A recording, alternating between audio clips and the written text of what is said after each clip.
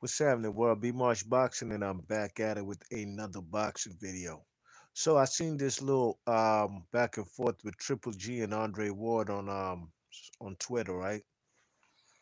Some fan asked the man Andre Ward something about like the fights that he wish he got or something to that effect, whom he wish he had fought. And you already know he's not going to mention Adonis Stevenson for Undisputed, but that's neither here nor there. But they asked the man something to that effect, like who he would have liked to fight. And he said Carl Froch in England, a rematch with Carl Froch in England. Uh, then he said he wanted to fight Triple G, but they turned down the fight in less than 5 minutes. And he said he would have liked to fight Anthony Joshua, but he retired. Not Joshua, Andre Ward had retired. So the man Triple G, Genady Golovkin, he came back and clapped back quick at the man Andre Ward on social media on Twitter. And he tweeted to the man Andre Ward and he said, quote, Andre, stop lying to the fans. Your team made the offer after I announced the fight with Lemieux and sold out MSG. You're still angry since that you are still angry since that you never sold tickets like me. HBO knew you used the offer for publicity to move up to 175. Happy birthday. My English is getting better. Your memory is getting worse. End quote. So that's what the man Triple G wrote to the man Andre Ward. Now, as far as Triple G and Andre Ward,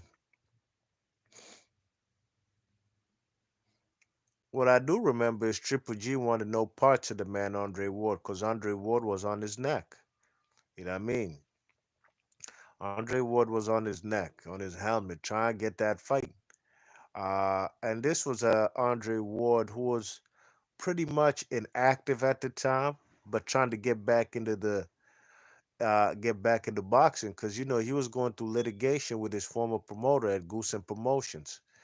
Yeah, I mean, what's his name? One of them Goosens, not the Goosen who trained Michael Nunn and them, who's a broadcaster on PBC, his brother, who passed away. And I believe that's how Andre Ward got out the contract because that Goosen passed away.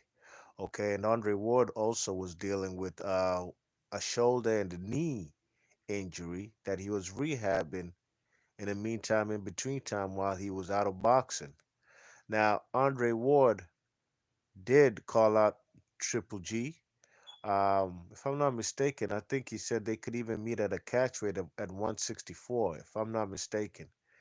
But one thing for sure, two things for certain, Triple G wanted no parts of it. And I'm not saying that just out of conjecture and just making stuff up. I mean, the man Triple G said it himself when the media asked him about a fight with Andre Ward. He said, no, no. He said, no, no, no. Andre Ward is too much for me. That's what the man said. He said he's too much for him. You know what I mean? And Andre Ward, in order to basically get a stay on HBO, a platform he was fighting on when he did get back to boxing, when he got out of his contract with Goose and Promotions, he signed with Rock Nation and basically was moved up to 175, to light heavyweight, which is a natural progression for a man who had conquered, who had done everything at 168. You know what I mean? Only thing he ain't do was get himself a IBF strap that was held by Lucian Bute. Besides that, Andre Ward was the man at 168 pounds, top pound for pound fighters in the world. Triple G, on the other hand, elected to fight the David Lemieux and the Martin Murrays of the world. He was on David Gill, and I was actually at that fight at Madison Square Garden. That's who Triple G elected to fight. He was going on his Euro tour, bum bashing the Europeans. You know what I mean? Now, at the end of the day, anybody who was around then watching boxing and following the sport knows that Triple G wanted no part. Triple G till this day has never moved up or fought anybody at a higher weight class. He's been staying at 160 pounds. And there ain't nothing wrong with that. I'm not them type of fighters who force guys to move up. If you're greater than one weight class, you want to stay there for the rest of your career, do that. You always go get up and coming contenders, you know what I mean? So it is what it is. But Triple G didn't want that fight, you know what I mean? Abel Sanchez, his manager at the time, used to talk crazy, talk a lot of shit because Triple G's English wasn't that good. I don't know how good it is now because we haven't seen this guy Triple G in the ring at least since 2020. Okay, so Abel Sanchez was talking a whole lot of shit about Andre Ward, but basically he was taking all the hits and the shots for Triple G. You know what I mean? That was basically their formula, where Abel Sanchez will, and to me, they used Andre Ward's name for leverage and also popularity, because Triple G wasn't no big star. Now he built himself into, I'm not gonna say a household name, but one of the premier names in boxing. You know what I mean? But I think he leveraged that call out by Andre Ward, the back and forth, also with Abel Sanchez talking the most shit to gain some popularity because Triple G on that tweet is acting like if Andre Ward fought Triple G at that time in 2016, Andre Ward would have been a star. That's quite the contrary, man. I highly doubt that. Andre Ward was trying to fight the best fighters in the world. Y'all say Triple G is that dude? Let's get it in. And another thing, these guys were both Olympians in the 2004 Olympics. Triple G won a silver medal, and Andre Ward won himself a gold medal. You know what I mean? So it only made sense for these two guys to fight. But everybody knows and was watching boxing then. Triple G wanted no parts of that man. You know what I mean? Triple G knew there's levels to this, and Andre Ward was a prolific African American fighter from the United States. And I'm sure that sent chills down the man Triple G's spine when he thought about himself in the ring with somebody who could actually test him. Because if you look at the guys he fought up until who, Danny Jacobs, and I don't even know if Danny Jacobs at the time wasn't a world champion when he fought Triple G. At the time, the most accomplished fighter, even up till this day, no, probably not Canoli is, but up until that time, the most accomplished fighter Triple G had fought was Daniel Gill, a two-time middleweight champion. You know what I mean, on two different occasions. And that was the kind of caliber of fighters that the man was fighting. You know what I mean, and I'm not saying that there weren't previous guys like Miguel Cotto and or Sergio Martinez who wanted no parts, and Canoli, for the most part, didn't want no parts of Triple G. But Andre Ward wanted all the smoke and the glory that came with it if he got the dub. And I believe he would have, you know what I mean? I didn't believe Triple G was on his level. But Triple G said it out of his mouth himself. Andre Ward is too much. You know what I mean? And this was what Triple G basically said he'll fight anybody between 154 and 168. Landy Lara took him up to task to take the fight, and Triple G went quiet. He ain't want no smoke with that guy. And that was an 154 pounder. Andre Ward at 168 pounds himself also took him up to task. Let's get it popping. He ain't want that smoke. But Triple G wanted to fight fellas like Baby Chavez, Julio Cesar Chavez Jr., who's a bum, straight up. Okay, so that's that. But I also got to say this about Andre Ward.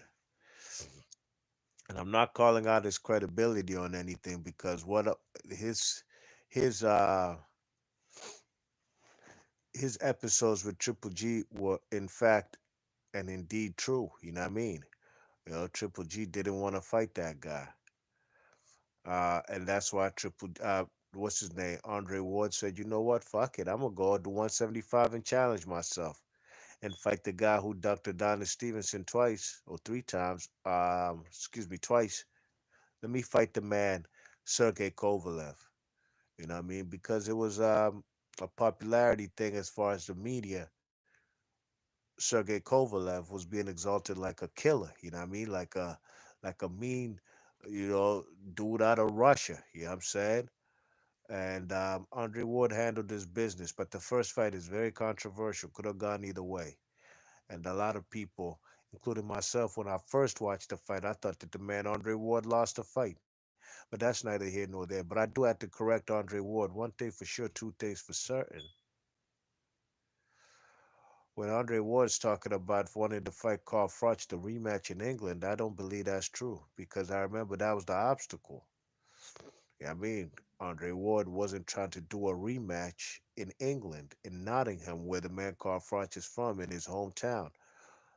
Why? Because basically Andre Ward had beat him before thoroughly in comprehensive fashion in the United States. Why does he now, since I beat the man, why do I have to go to England? I remember that being the whole premise of why the second fight did not happen. And it didn't happen. But Andre Ward said it on his Twitter that he wanted to fight the man Froch in England. I highly doubt that, and I got a call the man's bluff. I ain't these new niggas. I don't be saying stuff like cap. I don't say cap in real life, so I ain't gonna be here saying that shit on the internet. Cap, that's out. I say the man, the man Triple G. I'm sorry, Andre Ward. He's fabricating on that part. But as far as Triple G, that ain't no fabrication. And you ain't gonna come and hold that against me and try to say, oh, Andre Ward was talking about he wanted to fight Froch in England. So he's probably lied about no. This ain't about Froch fighting Ward in England. Nah, this is about Triple G. And the facts are the facts. And this you could look it up on YouTube and you could find videos of the man, probably with Ellie Setback. Triple G saying he wants no part of the man Andre Ward. All right, B Marsh Boxley, your thoughts and comments. Let me know what y'all thought about this back and forth with Triple G or how Andre Ward had been calling him since back when, 2016. Little G, you know what I mean? And as far as Triple G said, oh, that Andre Ward called him out after when he got the fight with David Lemieux in Madison Square Garden, where he had to definitely emphasize, which I sold out. Well, that's who the fuck remembers that fight? you know? Who remembers those fights with Martin Murray? Now, we hardcore boxing fans do, but the casuals don't. You know what I mean? None of those fights are as memorable as Andre Ward's two fights with Kovalev, you know? And it's not like that was the only time period or space where an Andre Ward and Triple G fight could have happened, you know what I mean? They pull on the inevitable as far as Abel Sanchez, Tom Loeffler, and how my man Mr. Doc used to call him Tommy Boy. What the fuck happened to Tommy Boy, Slim? I don't even hear this guy no more. I don't even see him in the boxing game anymore.